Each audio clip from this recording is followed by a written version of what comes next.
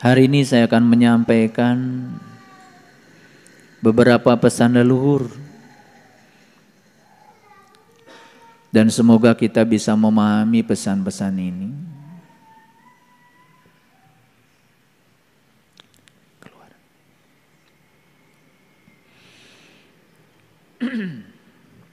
Pesan yang pertama, bila kita tidak mau merasakan lelahnya belajar, maka kita akan menanggung pahitnya kebodohan di masa yang akan datang. Orang yang tahu dengan orang yang tidak tahu itu sangat berbeda. Orang yang bijaksana dengan orang yang tidak bijaksana itu sangat berbeda.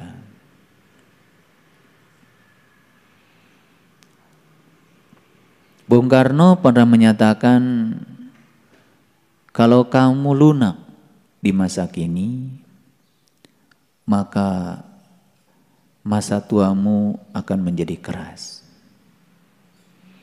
Tapi kalau kamu keras di masa kini, maka masa tuamu akan lunak. Ruang kehidupan ini bagi orang yang sadar adalah sekolah. Dan yang menciptakan kurikulum sekolah ini adalah diri-diri kita masing-masing. Karena setiap diri datang ke semesta ini sudah membawa data karma masing-masing. Kehadiran kita ke semesta ini karena kita harus menyelesaikan seluruh urusan yang tertulis dalam data karma kita. Data karma itu tersimpan rapi dalam DNA yang ada di setiap sel dalam tubuh kita. Dan data karma itu sedang diurai oleh pineal gland, sang batara guru yang ada di dalam diri kita. Dan setiap kehidupan yang kita alami dalam kehidupan sekarang bukanlah sesuatu yang datang sekarang. Tapi itu semua adalah kelanjutan dari kehidupan kita di masa lalu yang harus kita selesaikan. Kalau kita sadar bahwa sesungguhnya yang sedang kita jalani di kehidupan yang sekarang adalah akibat dari yang kita ciptakan di kehidupan yang sebelumnya, maka kita tidak mungkin akan menolak apapun sekalipun itu tidak kita sukai. Karena yang sedang kita jalani dalam kehidupan sekarang ini adalah hukum sebab akibat. Sebabnya sudah kita ciptakan di kehidupan yang sebelumnya dan akibatnya harus kita tanggung sekarang. Sungguh sangat aneh kalau kita menolak apa yang sedang terjadi di kehidupan kita sekarang.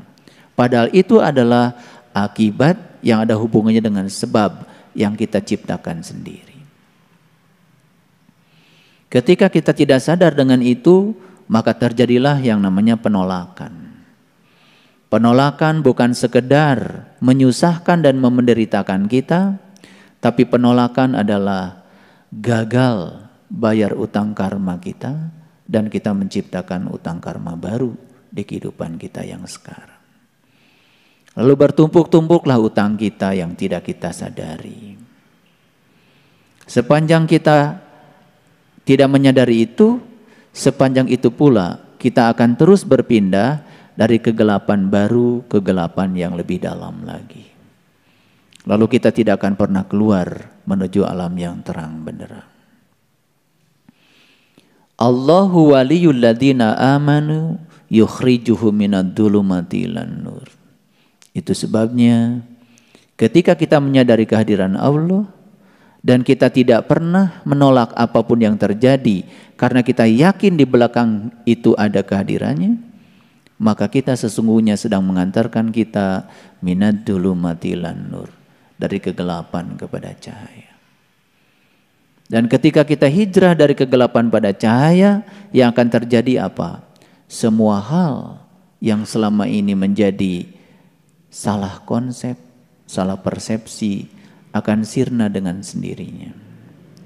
Karena salah persepsi, salah memahami hanya terjadi di kegelapan. begitu kita sudah memasuki alam cahaya, semua persepsi yang dibangun oleh pikiran kita, ilusi-ilusi yang selama ini dianggap kebenaran oleh pikiran kita akan runtuh dengan sendirinya. Lalu itulah fase awal memasuki kelahiran baru kita. Para sahabatku, ruang kehidupan ini menyediakan tempat belajar. Setiap tempat adalah ruang belajar. Setiap waktu adalah kesempatan untuk belajar. Sayang sekali, banyak di antara manusia yang tidak menyadari itu. Menjalani kehidupan tanpa menyadari bahwa dia sedang berada di sebuah sekolah yang luar biasa.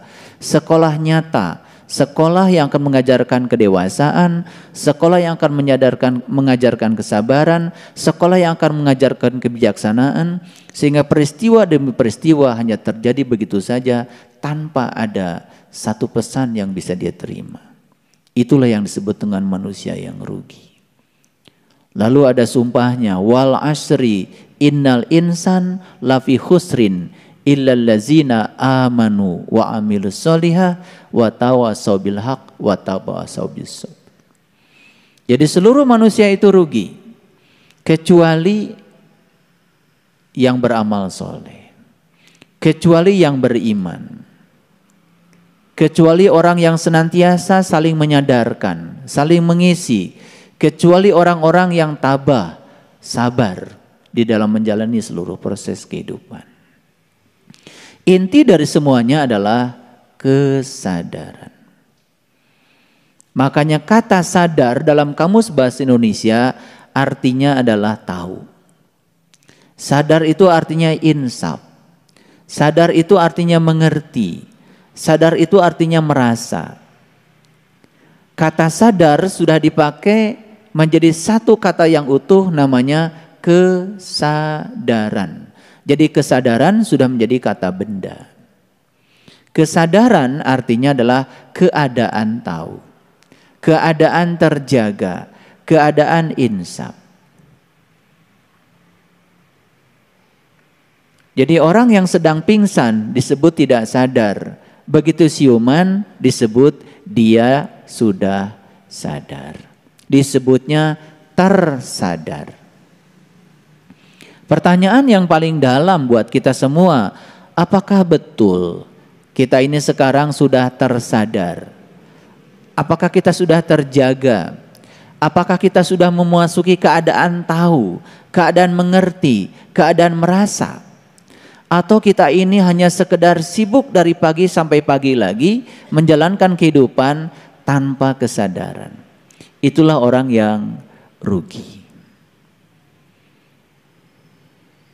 Beruntunglah orang-orang yang setiap saat selalu bisa menangkap pesan. Apapun yang Allah berikan kepadanya, dia bisa menangkap pesannya. Maka orang-orang yang semacam ini tidak pernah bertanya mengapa, tetapi selalu bertanya apa. Ketika ada sesuatu yang tidak enak, tidak pernah bertanya mengapa ini terjadi. Karena mengapa itu menggugat, mengapa itu tidak bisa menerima, mengapa itu menolak. Tetapi kalau mengatakan pesan apa yang sedang engkau berikan kepadaku, maka siapa yang bertanya, maka kepadanya akan dialirkan jawaban. Begitu kita mengatakan mengapa, menggugat, menolak, komplain, apa yang terjadi? Semakin tersembunyi pesan yang hendak disampaikan Allah kepada kita. Dan kita semakin tidak mengerti. Lalu tahu-tahu umur kita habis saja begitu saja. Padahal banyak orang yang sedang berjuang ingin hidup bertambah walaupun cuma 1 detik. Membeli oksigen karena takut tidak bisa bernapas. Memang segala sesuatu itu baru terasa adanya kalau sudah tidak ada. Betul? Saya heran lihat orang. Dulu ketika sehat, dia habiskan kesehatannya untuk mencari sesuatu yang membuat dia sakit. Setelah dapat sesuatu, semua yang dia dapat pun digunakan untuk mengembalikan sakit supaya sehat. Coba perhatikan di rumah sakit. Orang yang stroke, saya ingin bertanya dulu ketika dia sedang bisa jalan dengan gagahnya, apa sih yang dia lakukan? Lalu stroke, kakinya tidak bisa diangkat lagi, dipapah oleh perawat. Latihan jalan. Ada pertanyaan lagi berikutnya, kalau dia bisa jalan lagi, apa ya yang akan dia lakukan? Jangan-jangan dia melakukan hal yang sama seperti dulu, menghaburkan seluruh kehidupannya hanya untuk memenuhi ambisi pribadinya. Kita mengucapkan kalimat Bismillahirrahmanirrahim kadang pun tanpa kesadaran. Atas nama Allah yang Maha Pengasih dan Maha Penyayang, begitu sombongnya kita mengatasnamakan Allah yang Maha Pengasih, Maha Penyayang. Tapi tidak ada kesadaran bahwa sesungguhnya yang namanya wakil Allah harusnya membawa sifat-sifat Allah. Masa wakil Allah begitu? Penuh dendam, kebencian, iri hati, tidak bisa menerima kenyataan. Masa wakil Allah begitu? Masa wakil Allah sempit? Masa wakil Allah pikirannya seperti itu? Harusnya kan malu. Tetapi karena dari kecil kita sudah didogma, apapun yang mau kita kerjakan, mulai saja dengan kalimat Bismillahirrahmanirrahim. Lalu itu menjadi kebiasaan. Lalu kita menjadi robot saja tanpa kesadaran. Betul apa tidak? Jadi bila kita sekarang tidak mau merasakan lelahnya belajar, maka siap-siaplah kita akan menanggung kebodohan, pahitnya kebodohan. Orang bodoh itu kerja saja harus kerja keras, pakai otot. Pintar sedikit namanya kerja cerdas, pakai otak. Apakah orang yang kerja cerdas pakai otak itu akan mendapatkan keberlimpahan dalam hidupnya? Belum tentu. Karena otak itu masih terbatas, kerja pakai otak namanya kerja masih terbatas. Maka kerja yang paling tinggi adalah kerja pakai kesadaran, pakai hati. Itu yang disebut dengan kerja ikhlas, hasilnya tanpa batas.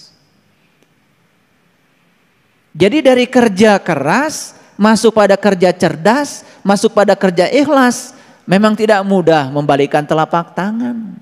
Karena kita harus mampu menghilangkan semua kebodohan. Bodoh kok dipelihara.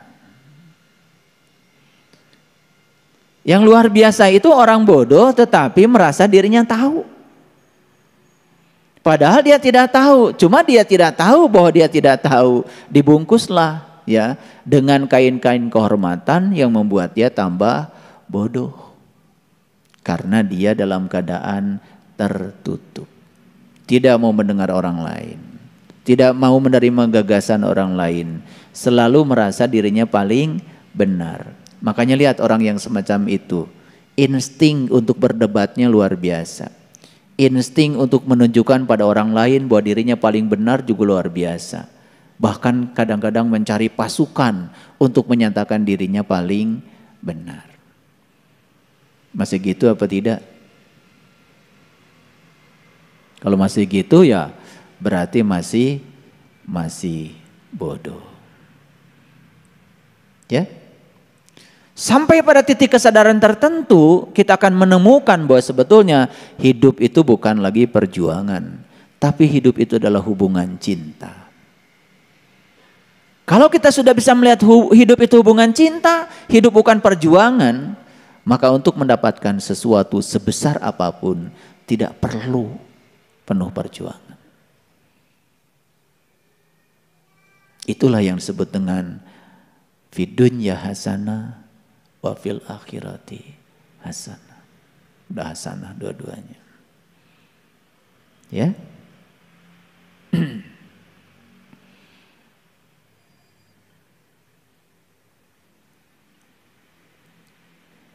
Semua orang ingin agar kehidupannya lebih baik. Ada istilah husnul khotimah. Semoga husnul khotimah. Jadi husnul khotimah itu sempurna di akhirnya. Bagaimana kita bisa husnul khotimah kalau kita tidak mampu memberangus kebodohan yang ada dalam diri kita sendiri?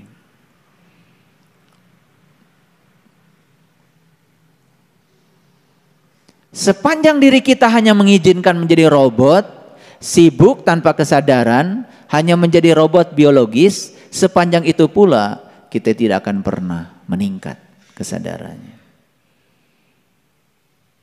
Udah berpengalaman bukan? Sholat 5 waktu sudah, wudu sudah, haji sudah, saum tiap Ramadan dijalankan, zakat fitrah sudah. Semua rasanya sudah dilakukan, kewajiban-kewajiban kita. Tapi namanya juga wajib, dilaksanakan dapat pahala, ditinggalkan dapat siksa. Dua-duanya dilakukan dalam keadaan bermuatan. Bukan sebagai satu kebutuhan, apalagi cinta. Masih jauh dari situ kesadarannya. Apa yang terjadi? Yang terjadi ya kita ini seperti robot. Robot biologis sibuk tetapi tanpa ada perubahan kesadaran. Cirinya apa?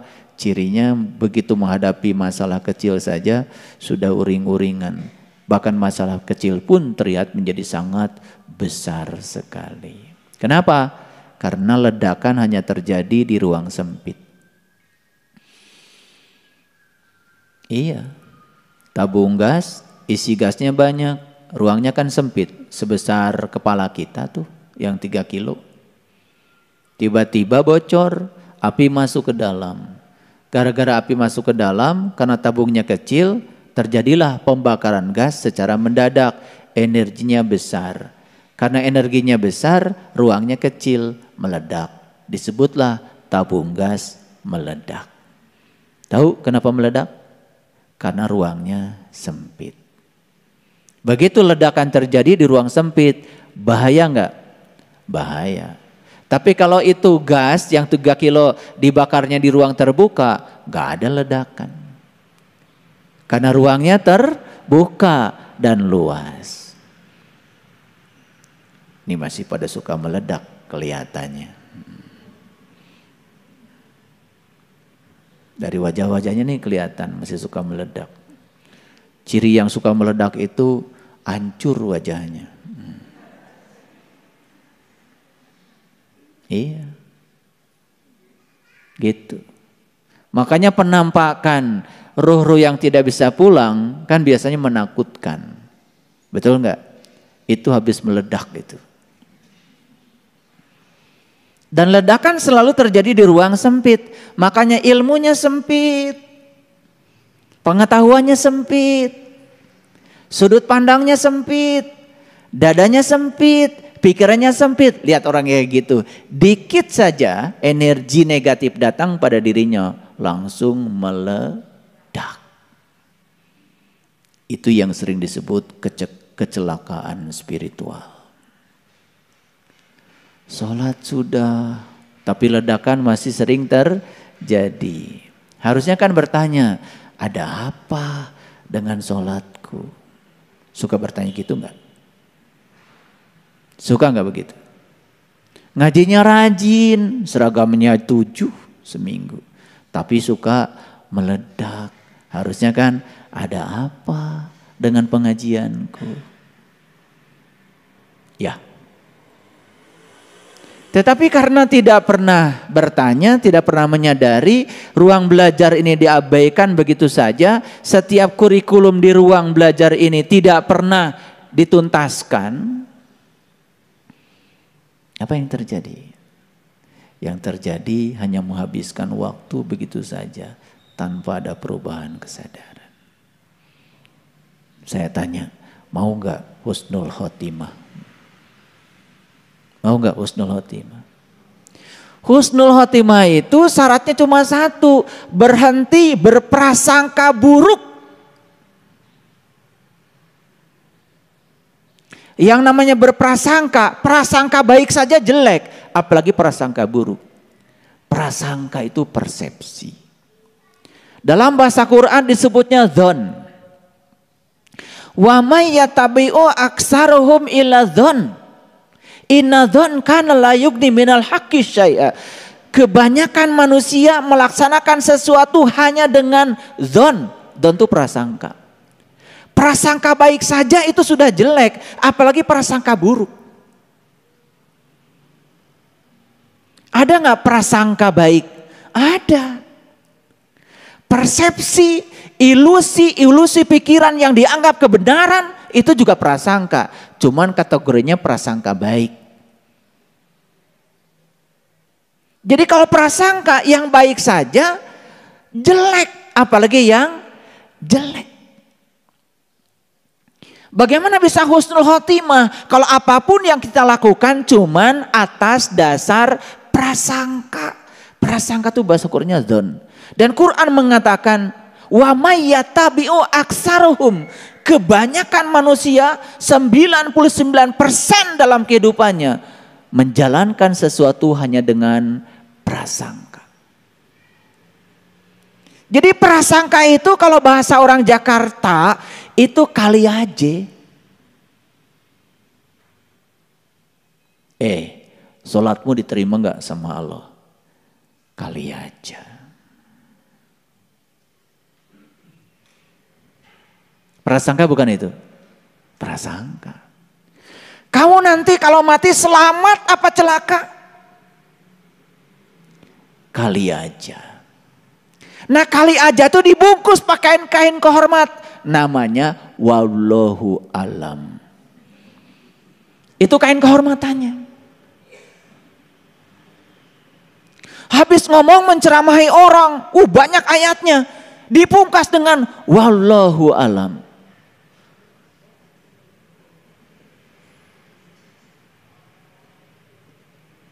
Berlindung yang paling kelihatan terhormat adalah berlindung kepada Allah.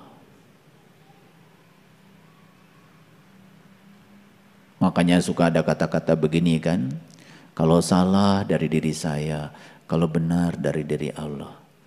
Jadi kamu udah tadi ngomong yang menurut kamunya berarti salah semua dong. Betul nggak? Kan suka ada begitu bahasa basinya kan, yang benar dari Allah, yang salah dari saya. Lo kan dari tadi yang ngomong kamu. Berarti yang kamu omongkan ya salah semua. Nah supaya terlihat hormat, terlindungi, wallahu alam bimuradi, kan begitu. Karena semua yang diomongkan prasangka, tidak ada pengalaman pribadi yang disampaikan pada orang lain. Semuanya ilmu katanya kok. Jadi prasangka itu bahasa Inggrisnya susuganan. Tahu ya? Lah kalian ini kan mantan-mantan susuganan dari dulu, ya toh? Iya. Kumangke. Itu prasangka, yang baik saja sudah jelek apalagi yang buruk. Bagaimana Anda bisa husnul khotimah, ingin baik di akhirnya? Masih menggunakan prasangka. Jadi kalau ingin husnul khotimah, bebaskan dirimu dari prasangka. Bebas dari prasangka itu yang disebut dengan iman. Iman boleh diartikan percaya, boleh believe, be. Kamu harus menjadi, ya menjadi.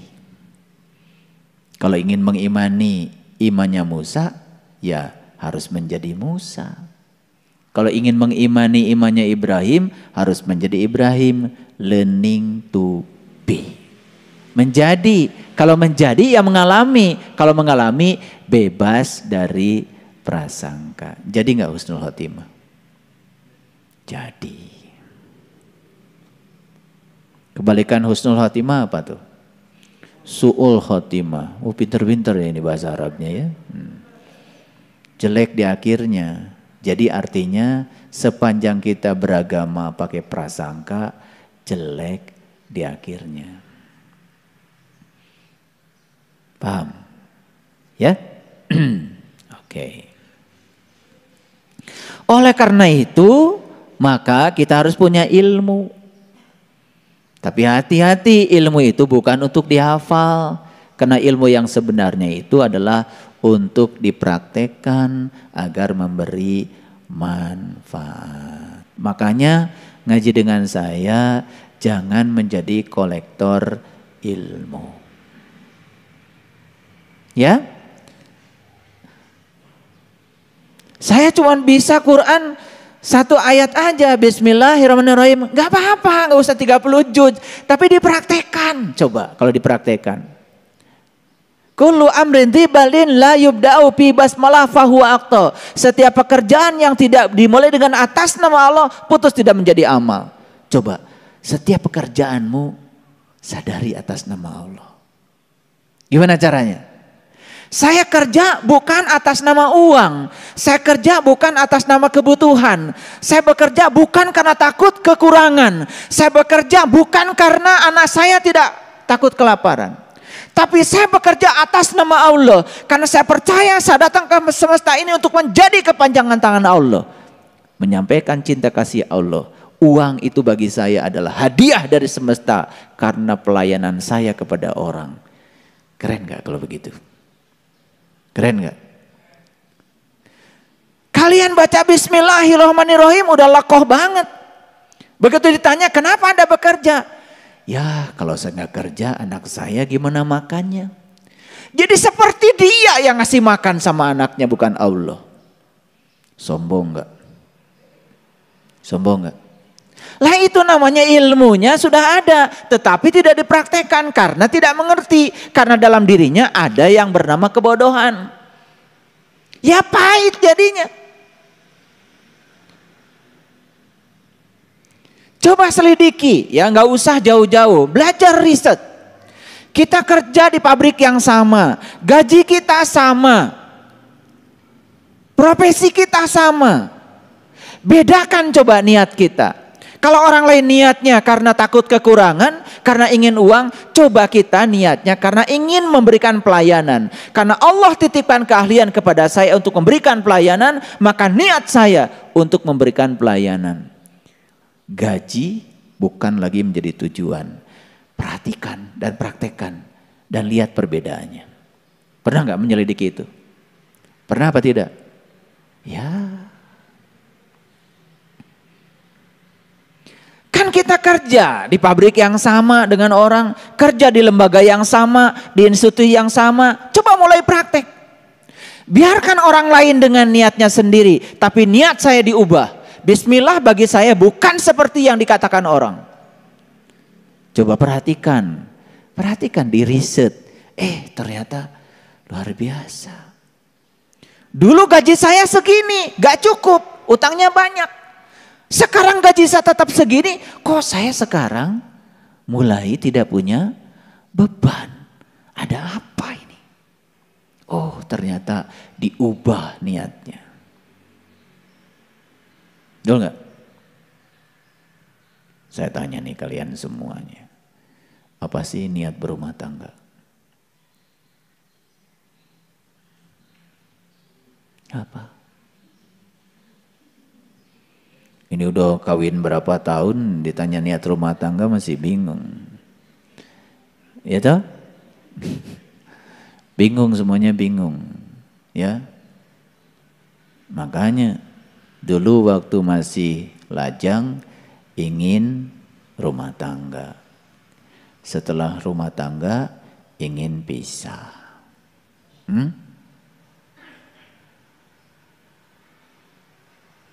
Padahal ayatnya suka dibaca. Setiap kali ada kawinan pasti ayatnya itu. Apa tuh? Wa min ayatihi an khalaqalakum, kan gitu ayatnya. Ya toh? Suka dengerin ayat itu? Pasti. Pokoknya nikahan dimanapun di Indonesia ayatnya pasti itu. Kayaknya nggak ada ayat lain seakan-akan. Sudah jadi paten. Dan di ayat itu dikatakan ajwaja, kan gitu. Tahu ajwaja artinya apa? Pasangan. Tahu artinya pasangan apa? Ada nggak? Mur dengan mur. Ada nggak? Baud dengan baud. Coba mur dengan mur jadi apa? Baud dengan baud jadi apa? Coba kalau mur dengan baud saling menguatkan, bukan? Betul nggak? Iya. Ada dua logam mau ditempel. Logam yang satu dilaskan mur.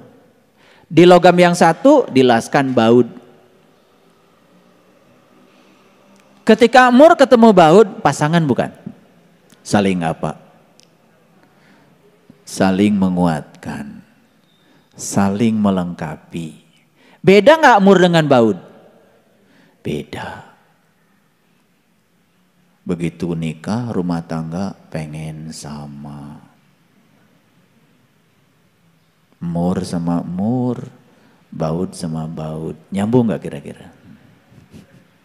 Sadar nggak kalau kalian itu berbeda? Sadar nggak? Sadar nggak kalau kalian itu pasangan? Sadar. Pasangan itu positif negatif. Nggak ada beli sendal kanan-kanan. Coba kalau pakai sepatu kanan-kanan gimana tuh? Labuh wae. Betul nggak? Gimana kalau kiri-kiri? Jadi begitu ingin kanan-kanan, ingin kiri-kiri, tidak bisa menerima kanan-kiri, tidak bisa menerima pasangan. Berarti kita ini sedang melanggar hukum alam. Padahal ayatnya ajwaja. Gak pernah dibahas ayat itu. Betul nggak? Yang dibahas teh sakinah, mawadah, warohmah, sakinah, mawadah, warohmah. Bari jeung teu ngarti sakinah teh naon? Itulah kebodohan, pahit. Tapi begitu pintar sedikit, oh ternyata saya dengan istri saya itu pasangan. Dan silahkan diri, tidak ada yang cerewet nikah dengan yang cerewet. Dan tidak ada yang diam nikah dengan yang diam. Gak ada. Yang cerewet itu pasti nikah sama yang diam. Betul gak? Aduh, istri saya cerewet. Terus? Oh, ternyata istri saya adalah guru saya untuk belajar diam. Karena belajar diam yang paling bagus sama yang cerewet. Coba, kita mau ngomong satu kata, dia sudah ngomong. Mau ngomong lagi, udah duluan lagi ngomong. Sukses gak belajar diam? Sama siapa? Aduh. Langsung terima kasih Tuhan. Sudah diutus utusanmu. Seorang manusia cerewet pasanganku. Lewat dia aku belajar diam. Gitu enggak? Tapi karena tidak ada kesadaran, kurang pinter. Jadi akhirnya apa? Begitu cerewet, omong wae sia.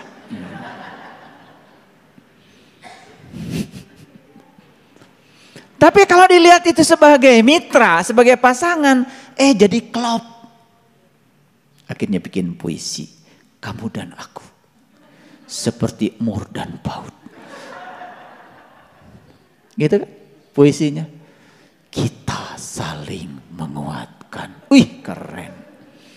Karena kata Allah kita ini adalah ajwaja. Gitu gak? Boro-boro. Ngerti gente. Betul enggak? Iya. Yang terjadi adalah membangun neraka. Karena kalau mur dengan mur, baud dengan baud, ya pakai truk. Nggak nyambung. Makanya saya mau bikin pelatihan. Ya, BSI mau bikin pelatihan khusus untuk menangani persoalan relationship. Untuk pengantin baru sekaligus juga pengantin yang sudah bari dan basi. Iya, jadi kita mau kasih argumen saintifiknya supaya mereka mengerti. Begitu sadar, oh kita ini pasangan. Yes, kiri kanan. Men are from Mars, women are from Venus. Aku berasal dari Mars, istriku dari Venus. Dua makhluk yang berbeda. Oke. Kita tetap satu kasur toh? Keren gak kalau gitu? Nah itu. Jadi sebetulnya ilmu kita sudah banyak. Cuman prakteknya kurang banyak. Siapa sih yang tidak tahu kalau sedekah itu membawa berkah? Semua udah tahu, tapi prakteknya biasanya masih hitung-hitungan. Betul nggak? Itu karena tidak mau mencoba. Gitu. Dan menurut Profesor Kazuo Murakami, kalau orang penyakitnya jantung, ini orang Jepang loh, bukan orang Islam, tidak mengerti istilah zakat, tidak ngerti sodakoh. Tapi beliau coba mengatakan orang-orang yang penyakitnya jantung ternyata penyebabnya adalah kurang berbagi. Jadi kalau ditangkap oleh orang Islam ternyata sodakohnya kurang, itu penyakitnya jantung.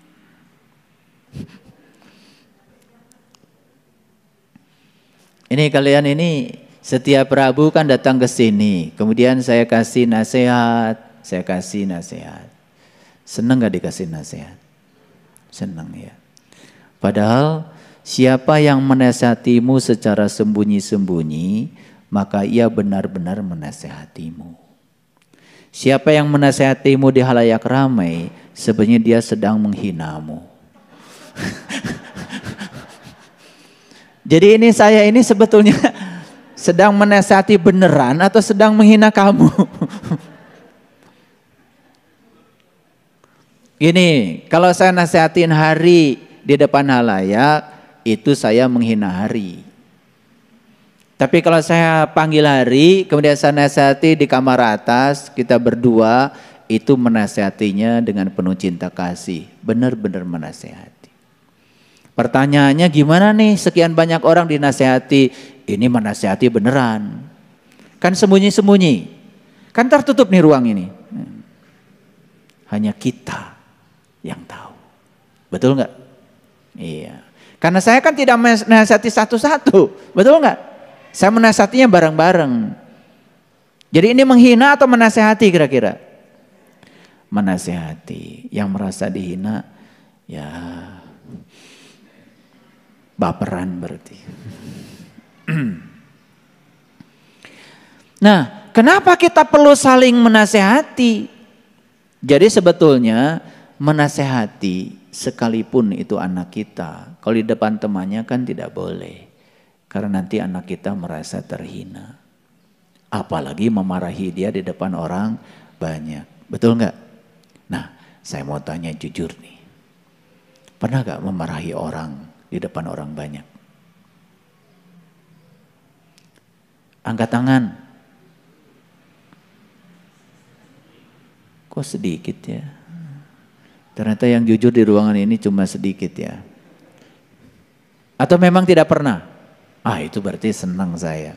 Ya, memarahin orang di depan umum, kira-kira menghina atau apa istilahnya yang paling tepat? Karena menasihati orang saja di depan umum itu sudah menghina. Apalagi memarahin orang di depan umum, coba. Apa kata yang paling tepat untuk dia? Menghina atau merendahkan? Merendahkan. Makanya kadang-kadang kita sering tidak sadar. Betul nggak?